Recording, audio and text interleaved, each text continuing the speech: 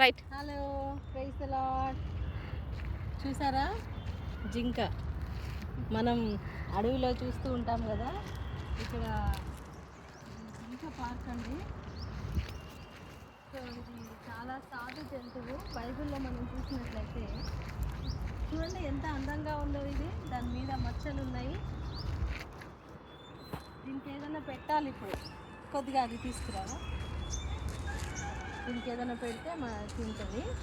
So నీటి వాగుల కొరకు దుప్పి ఆశించినట్లు నా ప్రాణము దేవా నీ కొరకు ఆశించుచున్నదని కీర్తనాకారుడు మరి కీర్తనలో చెప్తా ఉన్నాడు.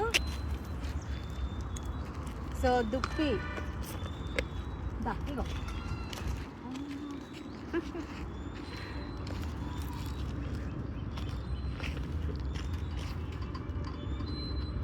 సో దుప్పికి చాలా దాహం వేస్తుంది అనమాట. సో అది అడవిలో నీటి కోసం చాలా దూరం ప్రయాణం చేస్తుంది అనమాట. సో మనం కూడా ఈ దుప్పిని చూసినప్పుడు, జింకను చూసినప్పుడు మనం కూడా దేవుడి కొరకు దాహంతో ఉండాలి, దేవుని కొరకు ఆశపడాలి. గాడ్ బ్లెస్ యూ జింక.